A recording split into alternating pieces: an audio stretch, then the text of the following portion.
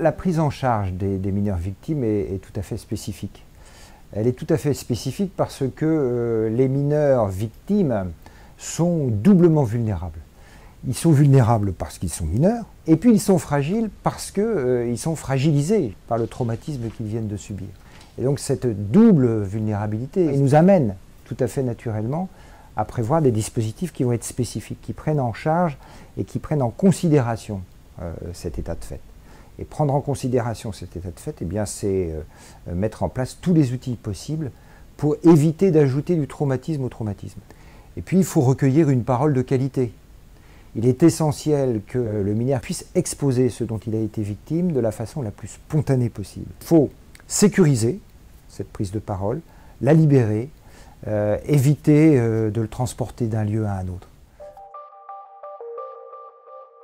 Avant la mise en place de la PAPED, qui est une salle spécialisée au sein du CHU, les enfants étaient entendus au service. Donc pour qu'ils soient entendus, il fallait un fait délictuel. Les enfants se déplaçaient avec leurs parents au sein du commissariat, où chacun était entendu individuellement, ce qui prenait beaucoup de temps, et ce qui pouvait être traumatisant pour les enfants, puisqu'ils devaient patienter assez longuement. Alors avant, le problème, c'est que les enfants étaient auditionnés, alors soit au commissariat, dans une salle d'attente, où il peut y avoir des personnes menottées qui arrivaient, qui ça criait partout, des policiers qui arrivent avec du matériel qu'ils ont pris lors d'une perquisition, c'est-à-dire des fusils, des matraques. L'enfant avait peur, était très apeuré parce que ça fait beaucoup de bruit. N'importe qui peut rentrer au niveau de la salle, c'est-à-dire s'il y a un autre enquêteur qui veut rentrer, il va rentrer en plein milieu de l'audition pour interpeller son collègue parce qu'il y a ceci, cela, donc il n'y avait aucun calme. Une fois la plainte déposée par les parents et une fois les enfants entendus,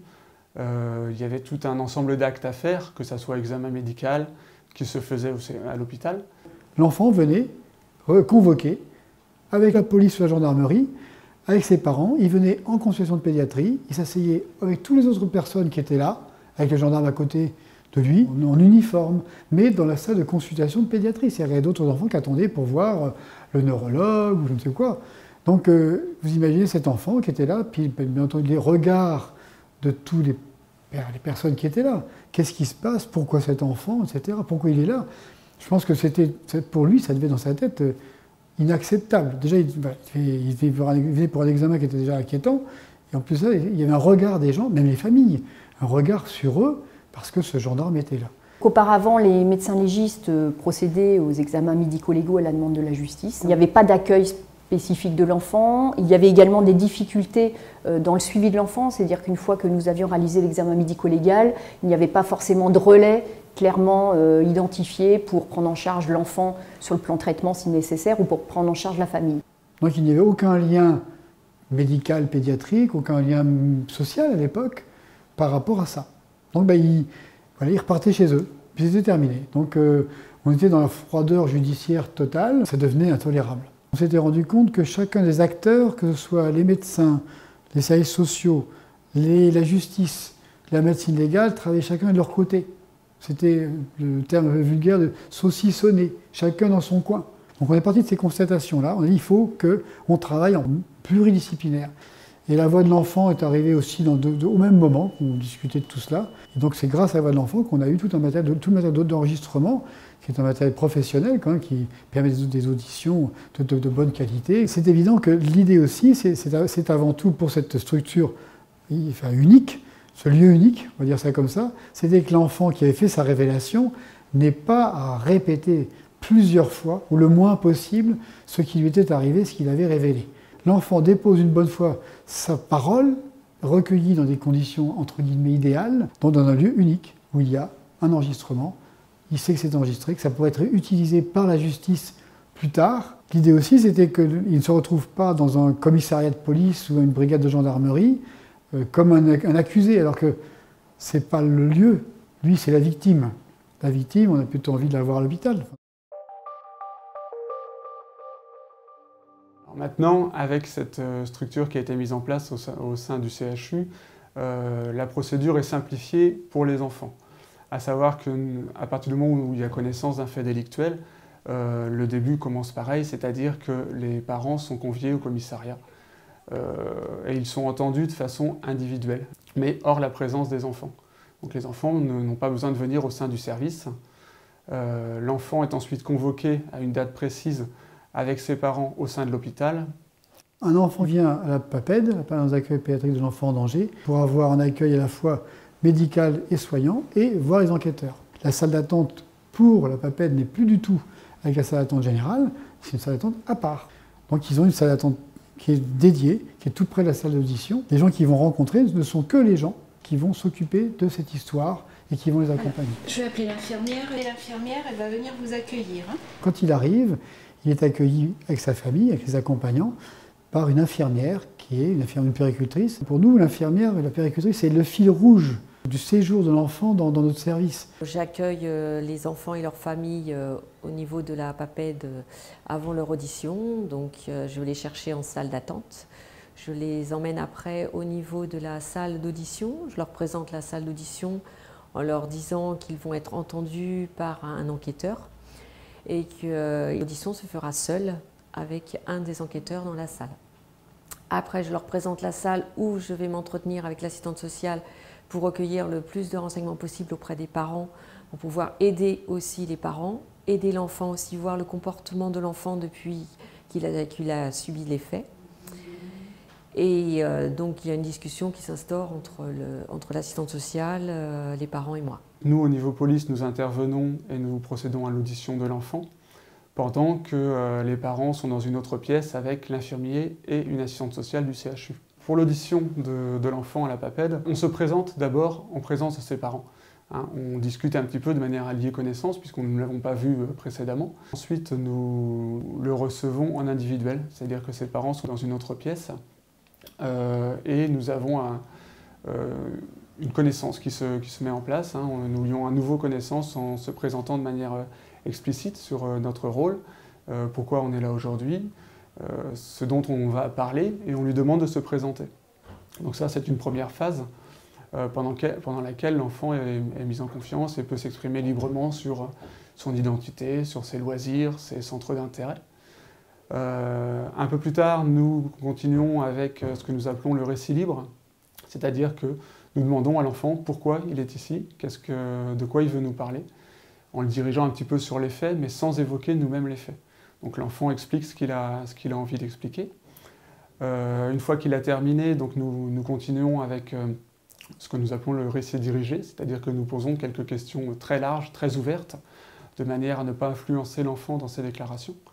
Et nous écoutons tout ce qu'il a à nous dire. Et en dernière phase, le questionnement, c'est-à-dire que nous, au niveau de la justice, on a besoin de certaines questions très précises qui n'ont pas forcément été évoquées précédemment. Et donc, nous lui posons des questions beaucoup plus précises sur ce qu'il a vécu, ce qu'il a ressenti, comment il a réagi. Voilà, de manière à avoir l'ensemble des réponses qui sont intéressantes et importantes pour la procédure et pour qualifier les faits. Par la suite, les parents reviennent avec leur enfant. Il y a une discussion qui se met en place entre les services de police et les parents pour les informer des déclarations de leur enfant. Après, lorsque l'audition est terminée, les enquêteurs me rappellent sur mon téléphone. Là, on retourne auprès de l'enfant, donc là on discute avec l'enfant. S'il y a un examen médical qui est fait après, on annonce à l'enfant qu'il va avoir un examen. On lui explique comment va se dérouler l'examen. On peut, lorsque ce sont des grandes, au niveau des ados surtout, moi j'emmène les ados dans la salle d'examen pour leur présenter exactement comment l'examen va se dérouler. C'est-à-dire présenter le matériel et pour essayer de les détendre au maximum. Et souvent ça rassure énormément les petites ados. Et après, en attendant le médecin légiste, on fait des jeux. Soit on joue aux cartes, soit on discute, on fait plein de choses. On fait des dessins avec les enfants. Lorsque le médecin arrive, le médecin se présente aux enfants, se présente aux parents. Après, il va voir les enquêteurs pour voir exactement de quoi ressort l'affaire. Et après, donc, avec l'enfant, on l'accompagne en salle d'examen. Lorsqu'un enfant refuse l'examen, on ne force jamais l'enfant. Si l'enfant ne veut pas faire l'examen, on lui propose soit de revenir plus tard, soit l'enfant décide de ne pas du tout faire l'examen. Mais on ne force jamais un enfant. On n'est pas là pour le forcer. On est là pour l'aider, mais pas pour subir des violences. On n'insiste pas. Dans les situations où une suspicion d'agression sexuelle ou une agression sexuelle de l'enfant a été portée à connaissance de la justice, la justice va demander aux médecins légistes de procéder à des examens médico-légaux, c'est-à-dire des examens génitals, gynécologiques, afin de vérifier l'existence de lésions, au contraire, vérifier l'absence de lésions. Nous allons intervenir généralement après l'audition de l'enfant par les enquêteurs. Il peut arriver qu'on intervienne avant l'audition de l'enfant, lorsque les enquêteurs ont l'impression que durant notre examen médical ou médico-légal, l'enfant puisse nous confier éventuellement des éléments qui pourront être intéressants après pour les enquêteurs. Donc c'est vrai qu'on n'est pas non plus figé dans l'ordre chronologique du déroulement. Je travaille avec une équipe d'infirmières qui est là pour accueillir l'enfant, lui présenter le déroulement de la demi-journée, parce que ça dure approximativement 2 à 3 heures pour un enfant. Alors, mon rôle avec l'enfant, c'est de s'assurer comment il va et comment sa famille autour de lui prend en charge cet événement. C'est de pouvoir évaluer quelles sont les ressources de cet enfant une fois qu'il va partir de la PAPED, de pouvoir penser un peu à l'avenir.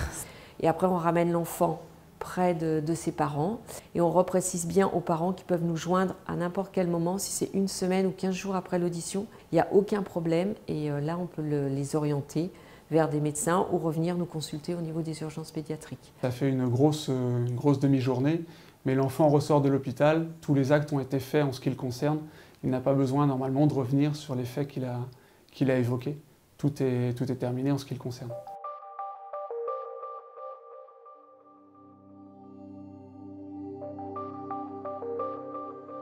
Nous avons une obligation d'entendre les enfants et de les filmer. Ça, c'est une obligation légale. Donc à notre niveau, nous avons la chance d'avoir la PAPED qui nous facilite beaucoup les choses, puisque c'est une salle adaptée, beaucoup plus adaptée qu'un commissariat, beaucoup plus calme. Ici, il y a les deux enquêteurs, l'un qui est ici, qui gère, qui regarde, qui écoute. Il va gérer un petit peu pour voir si tout est bien dans les règles. Il regarde si techniquement il n'y a pas de souci. Et puis, il y a la possibilité pour l'enquêteur qui est ici de communiquer avec son collègue qui, lui, discute avec l'enfant pour lui demander des précisions. Il peut, par ce micro, il va lui proposer, dire tu peux demander telle ou telle précision, demande-lui si, qu'est-ce qui s'est passé, reformule ta question, etc. Et ça, ils ont l'enquêteur qui est de l'autre côté de la glace sans teint, il a une oreillette qui lui permet comme ça d'avoir cette communication avec son collègue. L'enregistrement est toujours fait avec 2 DVD.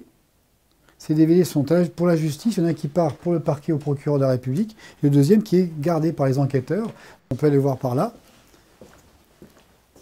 Donc ici, vous avez, quand l'enfant arrive, il va choisir un siège, il prend celui qu'il veut. Donc quand l'enfant a trouvé sa place, la caméra que vous voyez qui est au mur va se centrer sur lui. L'enfant sait qu'il y a une caméra, donc on lui explique pourquoi elle est là et à quoi elle sert.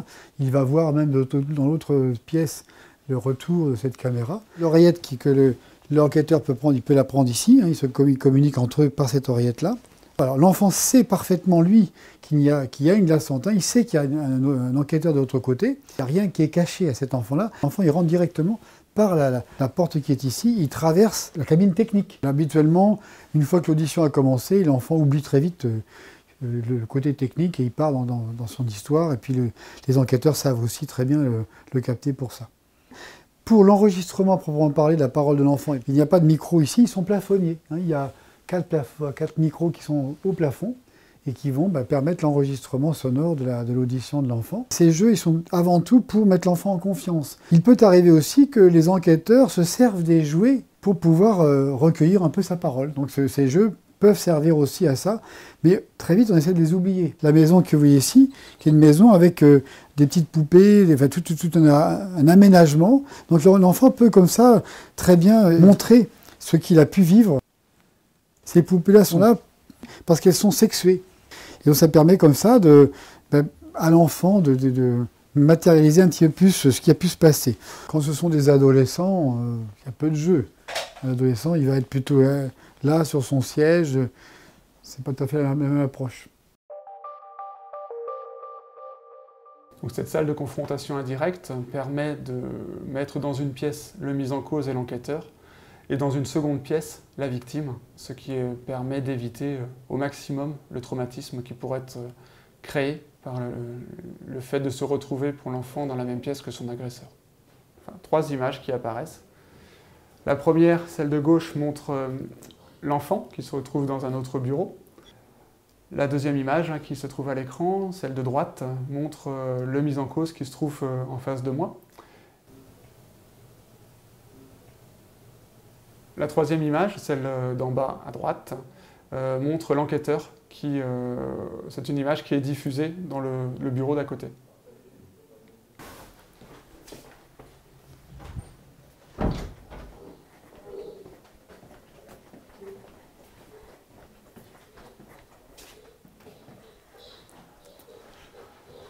Donc dans cette pièce, vous avez le même système un petit peu que dans l'autre salle, à savoir une caméra qui filme l'enfant qui se trouve ici. Et au niveau de l'écran, nous avons ce côté gauche qui représente le mis en cause, ce côté droit qui représente la victime qui se trouve ici, et en aparté ici, l'enquêteur qui pose les questions. Et par un système de retour de son, les personnes s'entendent mutuellement d'un côté comme de l'autre.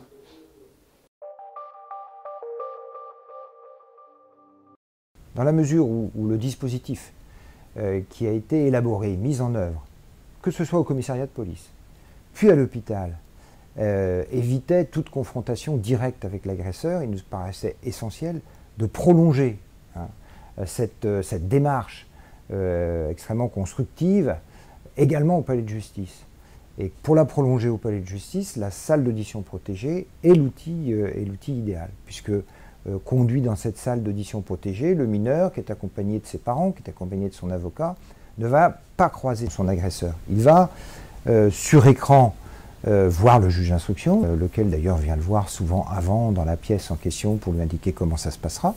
Et puis il va ensuite répondre aux questions. Il verra dans cette pièce sur écran également la personne qu'il accuse comme agresseur, mais à aucun moment ils n'auront l'occasion de se croiser. Et donc tout est fait pour que cette confrontation puisse être établie, faite dans des conditions les plus sécurisantes possibles pour cette jeune victime. Il faut éviter à nouveau le traumatisme qui va le paralyser. Il faut qu'il puisse s'exprimer et qu'il ait le sentiment de pouvoir s'exprimer librement, sans menace, sans contrainte, et donner véritablement son interprétation à lui des faits, sa version des faits. C'est ça qui nous paraît essentiel. On espère que le passage où ils viennent chez nous, cet accompagnement des parents, de l'enfant, avec du soin à l'enfant et non pas que la justice d'un côté, le soin à l'autre, de l'autre côté, un centre de soins médico-psycho-social, eh bien, permettra que cet enfant, cette famille se reconstitue, se reconstruise autour de ce qu'ils ont pu raconter. Alors, les bénéfices de la PAPED, c'est le gain de qualité, du recueil de la parole de l'enfant. Ça facilite grandement. C'est des outils qu'on n'a pas ici et qui sont indispensables maintenant. On l'utilise depuis 10 ans et je pense qu'on ne viendrait pas en arrière, ça c'est sûr. Quelquefois, les faits sont contestés par leurs agresseurs. Et il est important aussi que le tribunal ou que la cour d'assises ait vraiment le sentiment que la parole qui a été donnée, la parole qui a été portée, le témoignage que le mineur donne, eh bien, des violences ou des agressions qu'il a subies est véritablement un témoignage totalement crédible. Et qu'on sente que cet enfant ou que ce jeune adolescent a pu s'exprimer en toute sécurité.